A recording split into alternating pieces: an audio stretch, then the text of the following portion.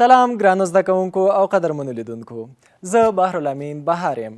ډیر خوښ یم چې تر دې وروسته به د ریاضي په صنف کې له تاسو سره یم. تاسې څه فکر کوئ؟ د ریاضي علم بنسټ انسانانو ایښی دی؟ پوهیږم چې ستاسو په ذهن کې به اوس څه تیریږي. د ریاضیاتو اړوند مفکورې تل په طبیعت کې شتون لري. انسانانو یوازې د عددونو او فرمولونو په بڼه رامنځته کړی دی. ښه نو اوس راځو دې ته چې ریاضي څه شی دی. لکه څنګه چې راجر بیکن وایي، ریاضیات د نورو علومو کلي ده، یعنې موږ په ورځني ژوند کې له دې څخه ګټه اخلو، او همدارنګه ویلی شو چې ریاضي زموږ د ژوند څخه نه بېلېدونکې برخه ده. ښه نو اوس ریاضي څه ډول تعریفوو؟ ریاضي هغه علم ده چې د شکلونو، عددونو او د دوی ترمنځ اړیکې تر څېړنې لاندې نیسي. ډېر ښه. نن ورځ موږ او تاسې غواړو چې د ریاضي په صنف کې سیټ وپېژنو. د سیټ مفهوم، د سیټ عناصر، په یو سیټ کې د عناصرو د شمیر معلومول او د سیټ د ښودلو طریقې. لکه څنګه چې مو په درسي موخو کې ولیدل، زموږ د نن ورځې درس دی سیټ. راځئ چې د سیټ تعریف په ګډه سره وګورو. د مختلفو شیانو مجموعه یا ټولګه ته سیټ وایي. کوم شیان چې په سیټ کې شامل دي د سیټ د عناصرو په نوم یادیږي. په عمومي ډول سیټونه د انګلیسي ژبې په لویو تورو لکه A, B, C سره ښودل کیږي. په سیټونو کې د عناصرو ترتیب او تکرار د اهمیت وړ نه دی. کیدای شي یو عنصر څو ځلې تکراري په یو سیټ کې راغلی وي، موږ یې یو ځل په نظر کې نیسو. په عمومي ډول د سیټونو د ښودلو لپاره له دغه قوسونو څخه استفاده کیږي. په هر اندازه چې په یو سیټ کې عناصر یا غړي شتون ولري، د عناصرو د شمیر یا تعداد په نامه یادیږي. د A په سیټ کې 15 عناصر شتون لري چې عناصر یې عبارت دي له 1 2 3 4 او 5 څخه. اوس غواړو چې په ریاضیکي ډول د A سیټ عناصر چې 15 عناصر دي وښیو. په دې شکل سره یې ښیو چې NA مساوي له 5 سره. له دغه مفهومونو څخه کولی شو موږ په ورځني ژوند کې د یوې مهمې او ګټورې وسیلې په توګه کار واخلو، حتی که په غیر مستقیم ډول او یا هم له بېلې ریاضیکي عملې سرته ورسیږي. مثلا موږ غواړو بازار ته ولاړ شو او ځینې وسایل واخلو. د وسایلو یو لیست جوړوو چې دغه لیست په خپله یو سیټ دی. مثلا موږ غواړو ځینې کتابونه واخلو، د ریاضي، فیزیک، بیولوژي او کیمیا کتابونه. د کتابونو دغه مجموعه په خپله یو سیټ دی. B سیټ مساوي کیږي ریاضي، فیزیک، بیولوژي او کیمیا سره. د کتابونو دغه مجموعه چې مو ولیدله په خپله یو سیټ دی.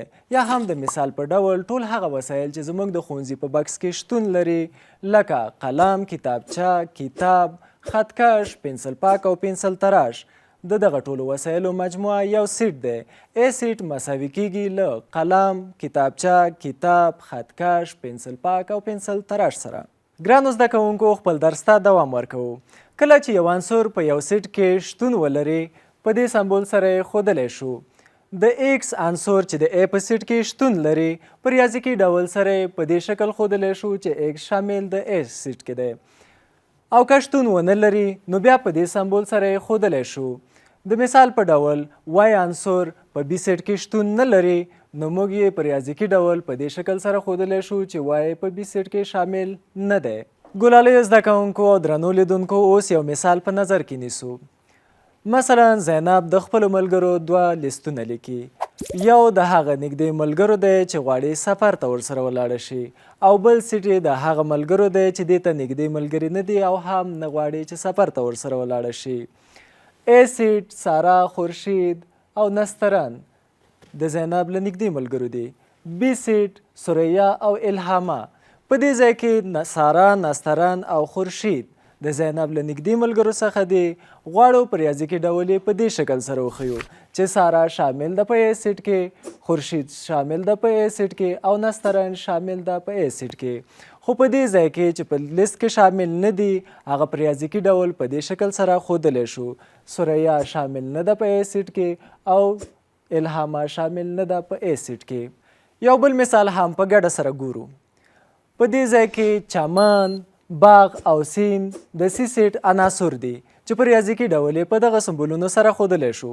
چمن شامل دی په C سیټ کې، سیند شامل دی په C سیټ کې او باغ شامل دی په C سیټ کې. خو دلته دښته بیا په دې C سیټ کې شامل نه ده او په ریاضیکي ډول یې په دې شکل سره ښودلی شو چې دغه شامل نه ده په سی سیټ کې. ګرانو زده کوونکو او د ریاضي صنف درنو لیدونکو، اوس یوه پوښتنه کوم.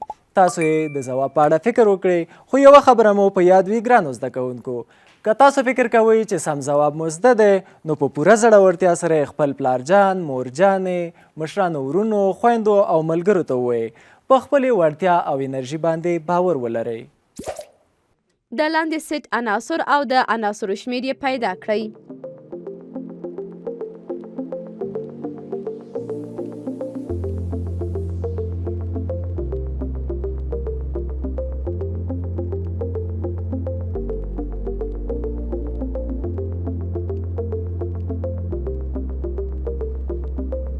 ډاډه یم چې تاسو به د پوښتنې سم ځواب پیدا کړی وي.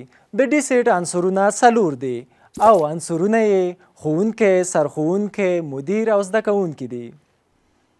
شاید ستاسو په ذهن کې دا پوښتنه پیدا شوې وي چې آیا داسې کوم سیټ شته چې هیڅ عنصر ونه لري؟ بلې، داسې سیټ شته. هغه سیټ چې هیڅ عنصر ونه لري د تش سیټ په نوم یادیږي او په دغه علامې سره یا دغه علامې په مرسته ښودل کیږي.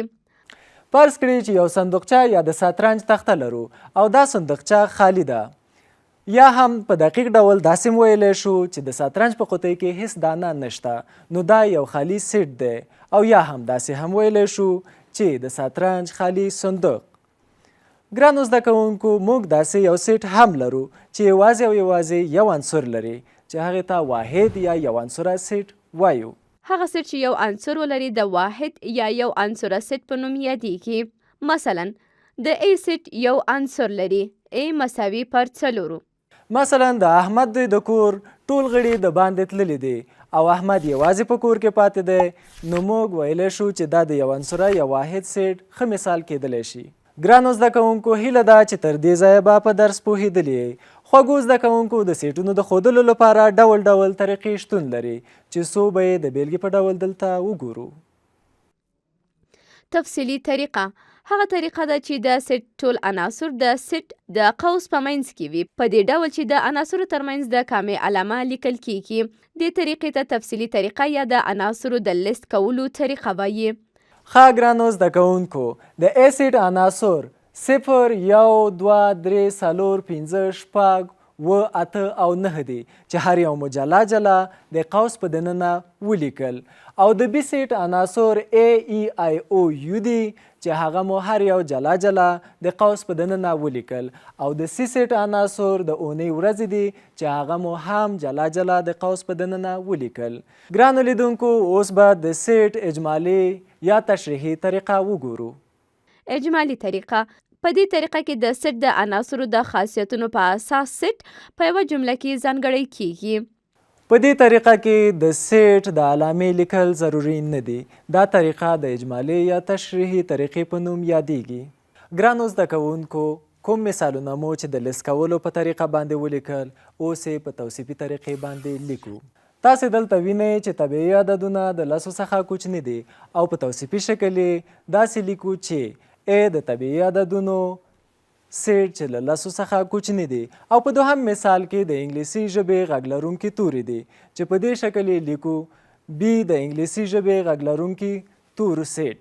او په دریم مثال کې د اونۍ ورځې دي چې په توصیفي شکل یې داسې لیکو C د اونۍ د ورځو سیټ. ښه ګرانو زده کوونکو، کولی شو سیټونه د مختلفو شکلونو په واسطه هم وښیو چې د وین دیاګرام په نامه یادیږي. مثلا د هغه خلکو سیټ چې له فوټبال سره مینه لري په اف سره ښیو. اف سیټ مساوي کیږي شهیر، بلال او شعیب سره. اوس غواړو دا د وین دیاګرام په شکل وښیو. د دې سیټ عناصر شهیر، بلال او شعیب دي چې د وین دیاګرام په شکل وښودل شول. یعنې هغه کسانو سیټ چې له فوټبال سره مینه لري. اوس د هغه زده کوونکو سیټ چې له کرکټ سره مینه لري په C سره ښیو. C سیټ مساوي کیږي شفیق، قاسم، بریالی او نجیب سره. د دې سیټ عناصر شفیق، قاسم، بریالی او نجیب دي چې د وین دیاګرام په شکل سره وښودل شول. ګرانو زده کوونکو، اوس به یوه لوبه ترسره کړو. کیدای شي دا لوبه د ذهن د پیاوړتیا لپاره وي. انځورونو ته په کتو هر سیټ د هغې د نومونو له مخې وټاکئ.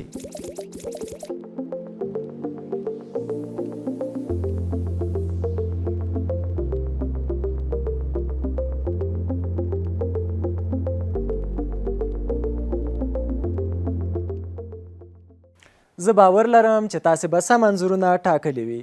په دې ځای کې طوطي، کب، فیل او پیشو د حیواناتو په سیټ کې شامل دي چې 4 عنصرونه لري. کندهار او بلخ بیا د ولایتونو په سیټ کې شامل دي چې 2 عنصرونه لري. ریاضي، بیولوژي او جغرافیه د مضمونونو په سیټ کې شامل دي چې 3 عنصرونه لري. خدای دې وکړي چې تر دې ځایه به په درس پوهېدلي یاست. اوس به د نن ورځې درس ته یوه لنډه کتنه وکړو. د مختلفو شیانو مجموعې یا ټولګې ته سیټ وایي. کوم شیان چې په سیټ کې شامل دي د سیټ د عناصرو په نوم یادیږي. په عمومي ډول سیټ په مختلفو طریقو لیکو لکه تفصیلي طریقه او اجمالي طریقه.